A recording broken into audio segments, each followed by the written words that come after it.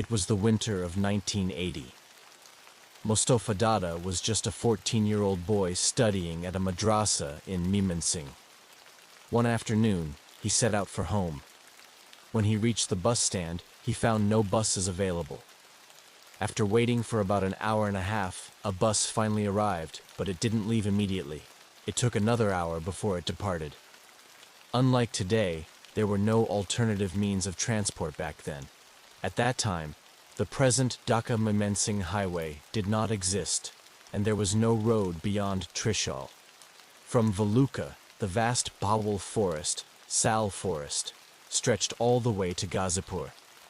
Buses from Mymensingh used to take the Muktagacha-Madhupur-Tangail route. According to Mustafa Dada, the road was only about 10 to 12 feet wide, and the buses were fragile, resembling tin boxes. On the way, his bus broke down, and by the time he reached the small town, it was already evening. His village was still about 5 miles away, and the only available transport was a rickshaw. There were only a few, and they didn't cover the full distance. Back then, distance wasn't a major concern for people, but the real problem was the lack of transportation. No vehicles traveled that road at night.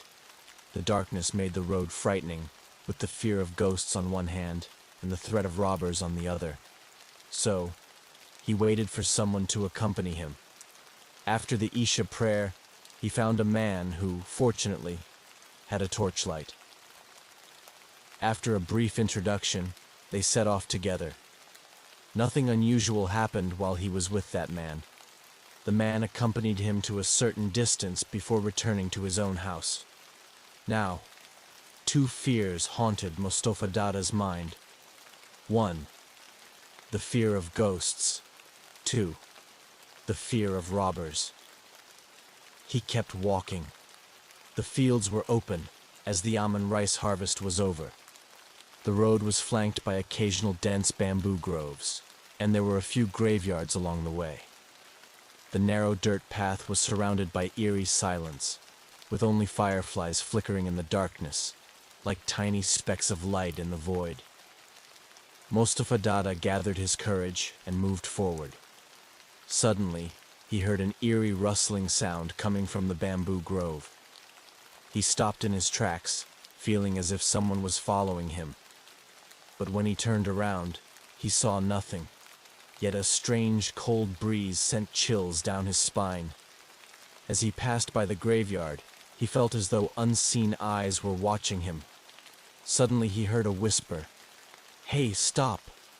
His heart pounded, and he started walking faster. Soon, he reached a narrow bridge. A canal from a nearby wetland flowed underneath it. Interestingly, while the roads were unpaved, the bridge was made of concrete. Even in the driest months, there would always be mud on both sides of the bridge. The place was completely deserted, with no human habitation nearby. Thick fog enveloped the surroundings.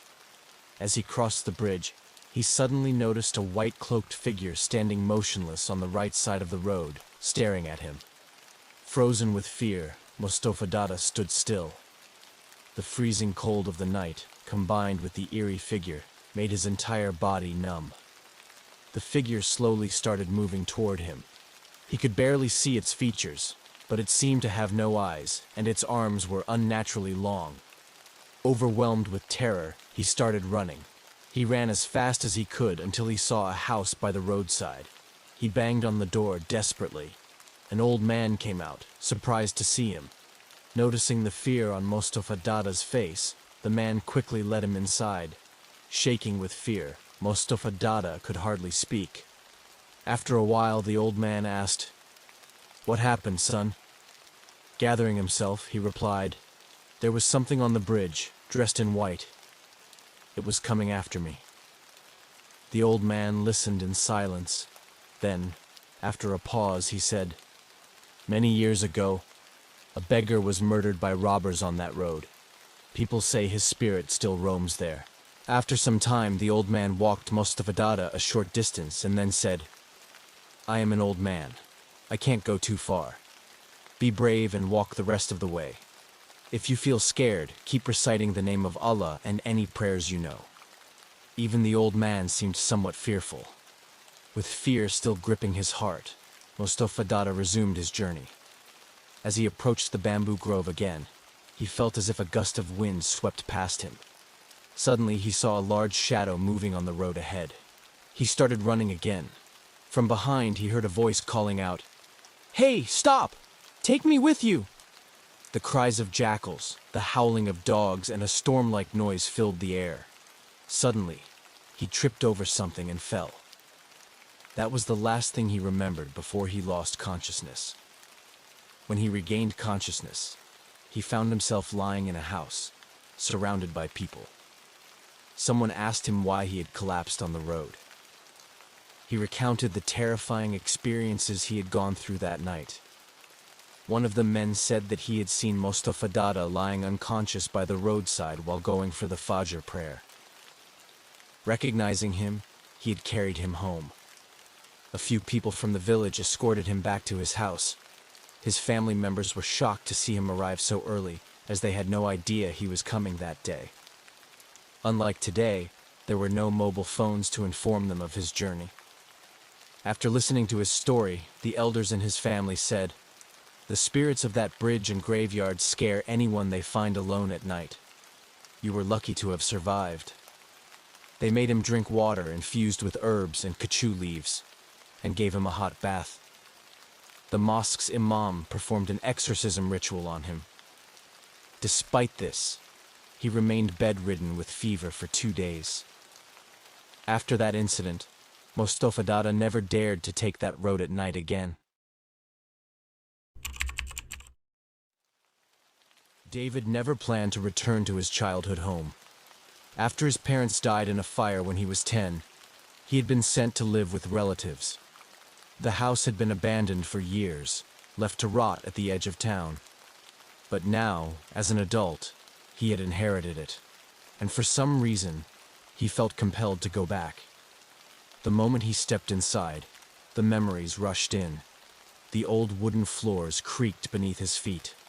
The air smelled of dust and something faintly burned. He shouldn't have come back. That night, it started. A whisper.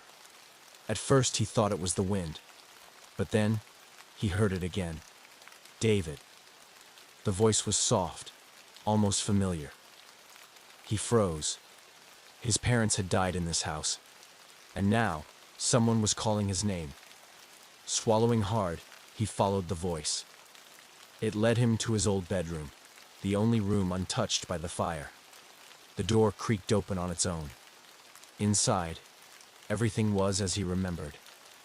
The bed, the toy chest, even the little handprint he had made on the wall as a child. Then he saw it, a figure standing in the corner. Its body was blackened, burned beyond recognition. But its voice, "David, come home." His mother's voice. David's blood ran cold. His mother was dead. The figure took a step forward. David backed away, but the house wouldn't let him leave. The door slammed shut. The floorboards groaned under invisible weight.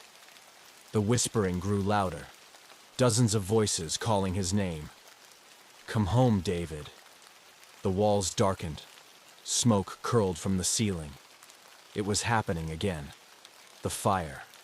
Flames erupted around him, just like that night so many years ago. David screamed, clawing at the door. Then, everything went silent. The fire was gone. The house was empty. And David? He was never seen again. Some say the house still calls his name, waiting for him to come home.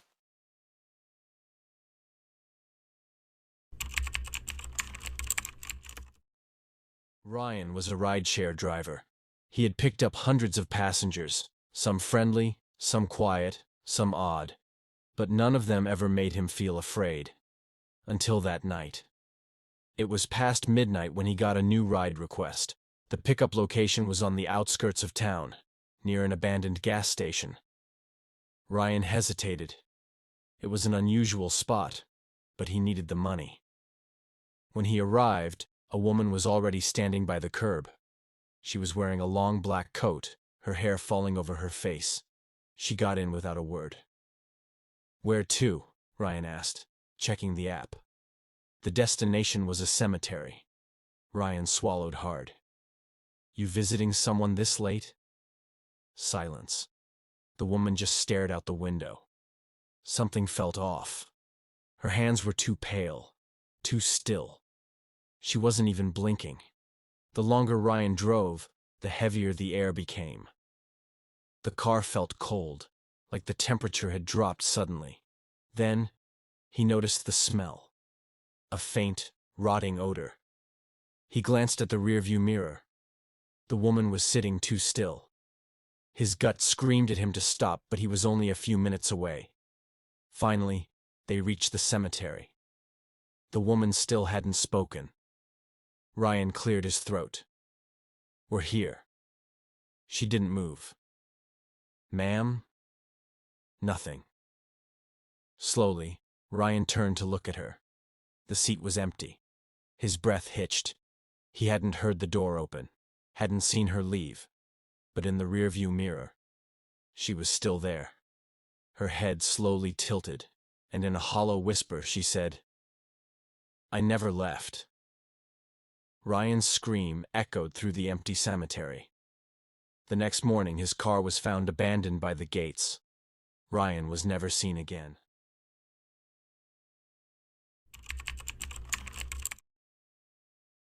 The town of Raven Hollow had many ghost stories, but none were as famous as the tale of the Whispering Cabin. It stood at the edge of the dark Blackwood forest, abandoned for years. Yet people claimed to see strange lights flickering through its broken windows at night. Some said they heard voices calling from inside. Others swore they saw shadows moving. Most people brushed it off as just another scary story. But for Theo, Ava, Lucas, and Mira, it was a mystery waiting to be solved. The Dare. It all started on a cold October night, a week before Halloween. The four friends sat around a campfire in Theo's backyard, telling spooky stories. As the flames crackled, Lucas leaned forward with a sly grin. "Why don't we check out the Whispering Cabin?" he suggested. "Everyone talks about it, but no one actually goes in. We could be the first." Ava shivered. "What if the stories are true?" "Come on, Ava," Theo said. "It's probably just an old house. We'll prove there's nothing to be afraid of." Mira smirked. "And think about the bragging rights." After some convincing, Ava agreed, and they made a plan. Tomorrow night, they would go to the Whispering Cabin. The journey. The next night, they grabbed their flashlights and a camera and set off toward the forest. The moon hung low, casting long shadows along the dirt path. As they walked, the air felt heavier, and the silence stretched between them. Raven Hollow's outskirts were always creepy at night, but the moment they stepped onto the forest trail, an eerie feeling washed over them. "Does anyone else feel like we're being watched?" Ava whispered. Lucas chuckled, but it sounded forced. "It's just the wind." The trees seemed to close in the deeper they walked. Finally, after what felt like forever, the cabin appeared. The cabin. It was smaller than expected, barely holding together. The wood was rotting, and the roof sagged like it was too tired to stand. The single window was shattered, broken glass glinting in the moonlight. The door, however, was open. Theo was the first to step onto the creaking porch. He turned to the others. "Still think it's just a story?" Mira pushed past him. "Let's find out." They stepped inside. The air was thick with dust, swirling in their flashlight beams. Broken chairs and tables lay scattered, and torn newspapers crumpled in the corners. Suddenly, Ava gasped. "Guys, look at this!" In the center of the room, carved deep into the wooden floor, were the words, "Leave while you can." A chill ran through them. Lucas swallowed hard. "Okay, that's creepy, but maybe someone did it as a joke." A noise came from the back of the cabin, a whisper. Mira gripped her flashlight. Did you hear that? Theo nodded, stepping toward the dark hallway. The whispering grew louder, fast and jumbled, like many voices talking at once. Then, the door at the end of the hall slammed shut. The haunting. The cabin exploded into chaos. Ava screamed. Lucas rushed to the door, but it wouldn't budge. The whispers turned into frantic voices, overlapping and urgent. Then, their flashlights flickered and went out. The darkness swallowed them. A deep, raspy breath filled the air, slow and heavy. Theo fumbled with his camera, trying to turn on its light. In the brief glow, they saw it.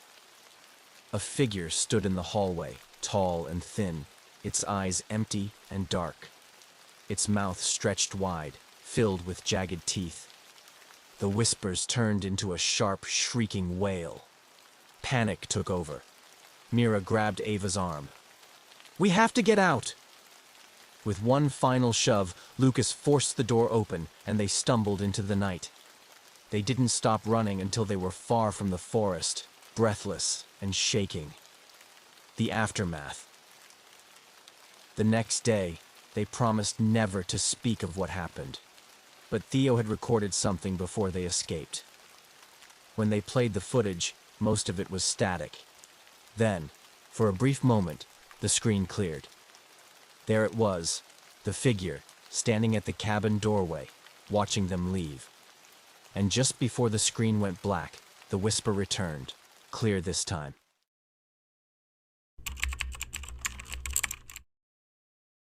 Heavy rain had been pouring over the city since the afternoon. Raka turned on his dim bedroom light, trying to drive away the uneasiness that had been haunting him. For the past few weeks, he had felt something watching him. Not from outside, but from inside his own room. Every night, from the corner near the wardrobe, he always saw a dark shadow standing still. At first, he thought it was just an illusion. Maybe the effect of sleep deprivation due to his piled-up work. But over time, the feeling became more real.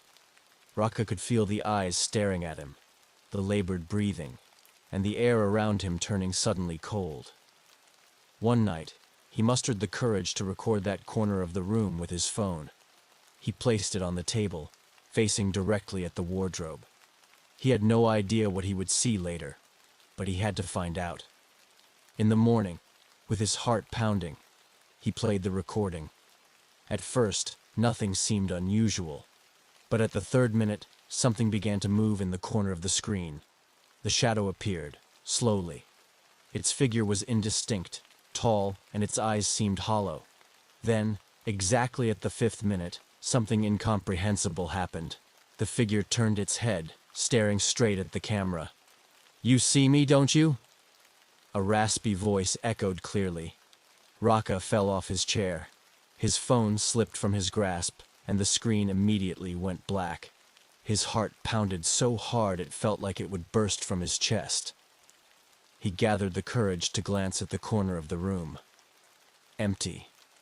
But the air grew even colder. As if something was standing behind him, waiting for him to realize it. Slowly, he heard heavy breathing in his ear. "Now, I'm closer." The bedroom light suddenly went out. "Bella, are you guys sure? I don't feel good about it. We can ask Professor Dave about the slum project. We don't have to document this phantom mansion." Ava, more like a creepy dimension. Henry, shh. Can you at least be quiet for a moment? Ava, do we really have to make it a horror scene? Why always night? Is this a shooting of Stranger Things, huh? Henry, shh.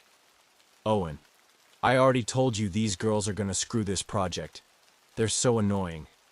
Especially your girl, Bella. Henry pointed a finger at Ava's lips, but not with any expression of affection while speaking to Owen. Owen, all right.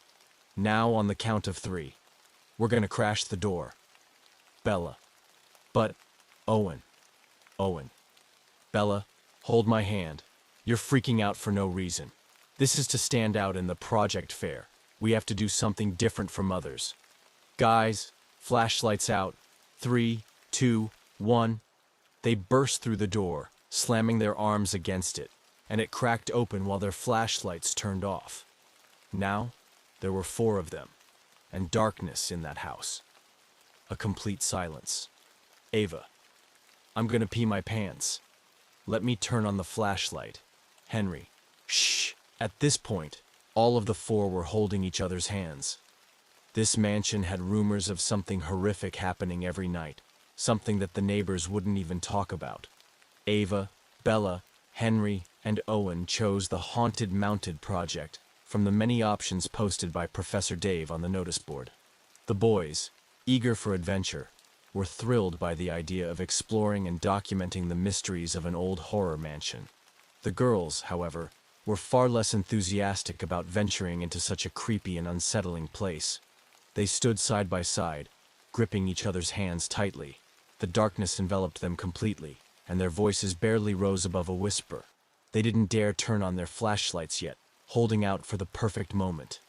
The plan was simple. When something unsettling stirred in the shadows, they would flick them on in an instant and record the creature with their phones. While they were still freaked out by the darkness and stillness, they heard a voice. "Mommy, please give that cookie." A voice from somewhere echoed in the room. Surely it was a little girl's voice, no more than 5 years. This eerie voice of hers creeped the shit out of these 4 Clover friends. "Bella, let's turn our flashlights. I think someone's ahead of that turn," Owen whispered, his grip on Bella's hand tightening. "Owen, not yet, Bella." We agreed on this. We wait until something moves closer. Once it does, we turn the flashlights on, quickly so we can record it. These spirits seem to shy away from light, so we have to be fast if we want to catch them. "Mommy, please give that cookie." Again. On hearing this once more, Bella's flashlight dropped from her hand, which was already not lit. "Bella, what is the actual duck? What's that creepy voice? I already hate kids." Henry, "Shh. Bella? Are you serious? You're gonna speak that loud here?" Ava, "You say, 'Shh' one more time, and I'll punch you right in the face. Don't you dare challenge our feminism." While they were arguing, something caught Owen's attention. But the voice again called, "Mommy, please!" The words were growing heavier and haunted as repeated. "Mommy," I said, "give me those damn cookies."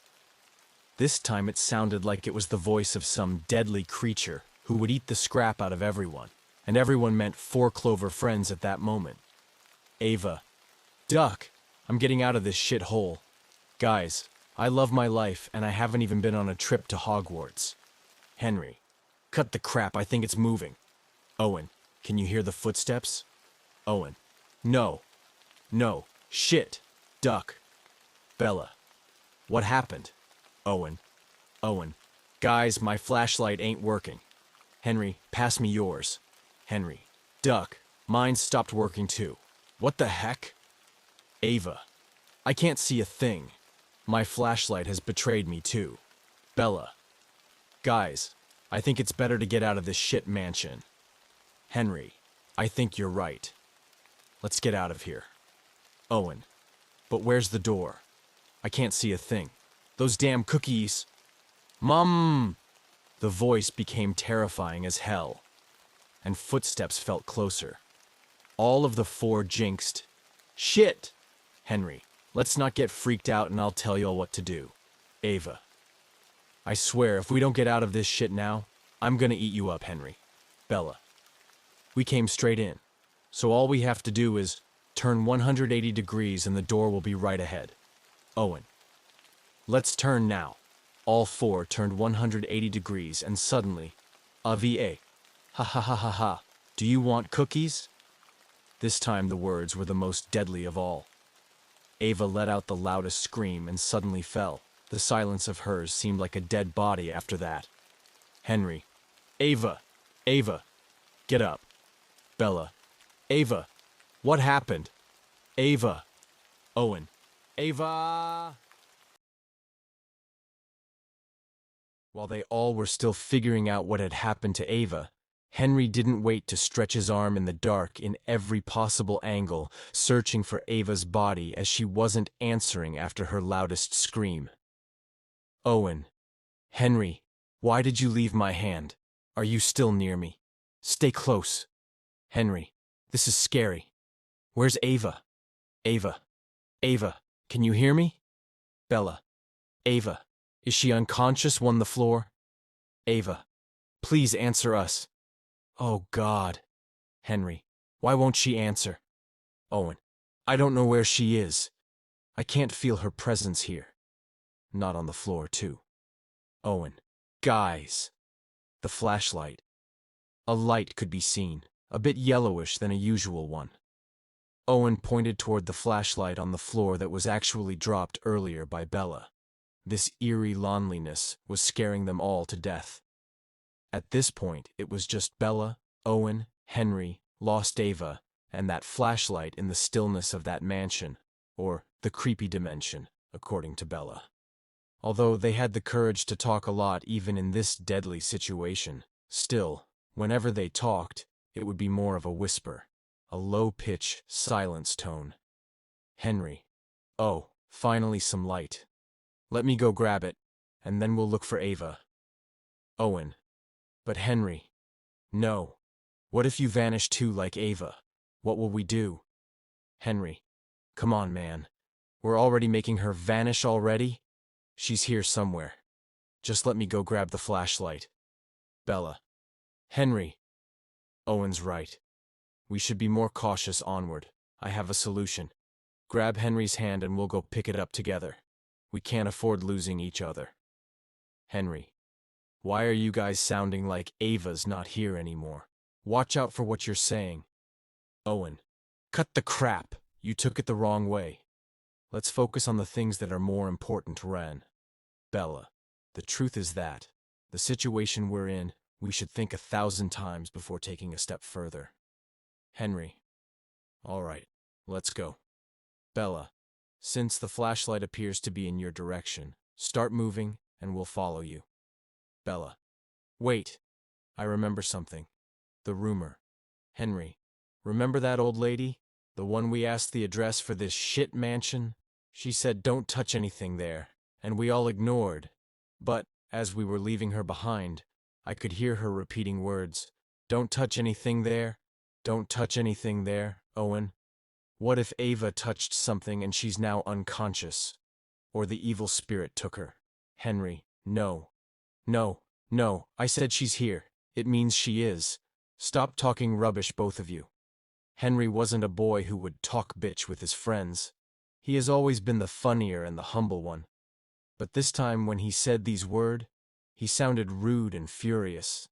Maybe it was because he couldn't imagine Ava, her childhood best friend, and her secret crush vanishing or being a meal of the evil demons. Bella. We're sorry, okay? Now, do we have a stick or something long? We can use that as a guide. Owen. Yes, I do. I have a foldable fishing rod in my backpack. It's from the beach day. Owen handed the foldable fishing rod to Bella, carefully taking it out from his bag's compartment. Bella. All right, the plan's simple. I'll spread it out, and every time we come across something, a furniture, or any solid thing, I'll let you know. Be alert. We don't have to touch anything. Henry. Let's be quick. Bella. Okay, come on. With the rod in hand, she navigated the darkness, cautious of what lay ahead. The flashlight that they had to pick was laying at a strange distance. They were gradually realizing that as much as they were walking toward the flashlight, it was moving away from them. For the first few minutes, all three of them said nothing and focused at moving on. But when it almost felt impossible for them to reach the flashlight, Henry broke the ice. Henry. What's happening? Why aren't we able to reach the flashlight? What is this mansion? Suddenly, there was a sound. The flashlight rolled toward Bella, making a creepy sound in the silence. Owen. Pick it up! Pick it up! Bella bent down and took the flashlight in her hand. She pointed it in the air. And, Bella. In the light, they saw a dreadly face that looked familiar and obscure at the same time.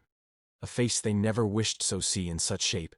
A face they were almost dead after looking at. The face. "Do you want those damn cookies, Bella?" As soon as the torchlight fell on that face, all three screamed loudly. But they could not believe that this was the same Ava they knew.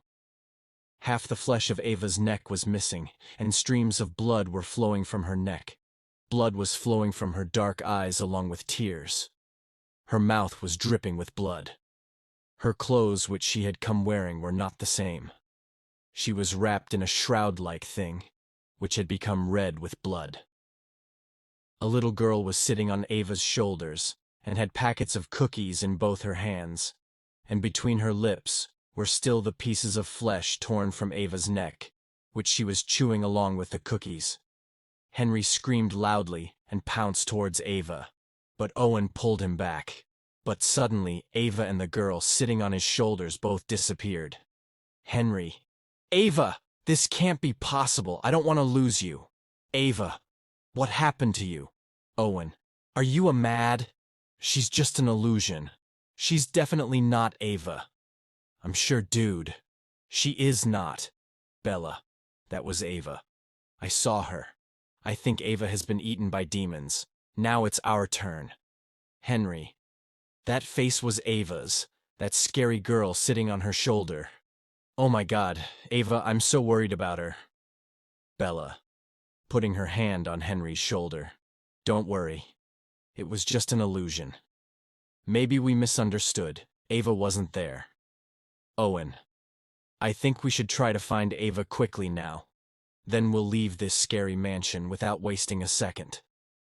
"Henry, I have an idea." "Bella, look, Henry, don't tell us that we should go in different directions to find Ava. I won't do that." "Henry, okay, the three of us will stay together. But I am very worried for Ava. She is definitely in some big trouble." "Owen, let's go. We must not waste time." The hearts of all three were beating fast due to fear. They had actually seen Ava with their own eyes. That scene was still shaking their soul. Bella was walking ahead with a torch. Her hands were trembling like a sick old woman, while Owen and Henry were also following her with the flashlights of their phones on. But none of the three of them knew where to go. There was a cold and terrifying silence all around, as if the dark clouds of the past were eager to swallow them. Suddenly, the three of them enter a room where there is complete darkness and cold silence, as if the walls are suppressing some unknown fear hidden within themselves. The dust particles in the room are dancing with the light gusts of wind, as if they are telling the story of the dark past of this place. Then Bella's eyes fall on a photo hanging on the wall. "Bella, look here, there is a photo. Come here, both of you." There was a photo of a little girl on the wall. Underneath it was written, "Eliza, 1850 to 1855. Bella said, trembling, "This is the same girl who was sitting on Ava's shoulders. That horrible girl is here. Look at her. She died in the year 1855. Oh God, what is happening here?" Henry, "Yes, this is the same one we saw earlier. How can this be possible? I can't believe my eyes." Owen, "Oh yes, Henry, this is the same girl." Henry, "There is something written below this, probably in French. You know French. What is written below that photo?" Henry, moving his flashlight closer to the photo. "We lost our sweet Eliza. She failed to fulfill her purpose in life. She was killed by the haunted horseman who rode around town every day with a sack full of cookies hanging from his horse's side. The horseman was never seen again after that day, but his horse's corpse lay across the river. The search for the killer horseman will continue for centuries until he is caught and punished. Our sweet Eliza's soul will not rest in peace." Owen, "Something very bad happened to this girl. As you read, Henry. That means the killer horseman was never caught. That means it was the soul of that little girl, the one we saw, that is still wandering here. And Ava, oh my God, I don't feel right. Bella. Owen. Why are you saying such things? Nothing like this happens. There is no such thing as a soul. If her soul is still looking for her killer, then she should definitely not be here. Because the killer horseman is here. No way. Henry's eyes filled with tears, and his voice became heavy. I can't leave Ava like this. Even if I have to die, I will still find her. And the three of them left the room. But the picture of that girl, and her painful and terrible history were etched in their memories. They felt as if someone was following their shadows. But when they looked back, there was only a terrible darkness that they could see. Eager to swallow them, hope for life seemed to be fading away. But still, the fight continued. Suddenly, Owen stepped on something like a carpet, and he was thrown straight into the ground, falling into a basement that had been closed for centuries. He screamed loudly due to pain and fear. And with a thud, he hit the ground straight down. And only his scream could be heard outside.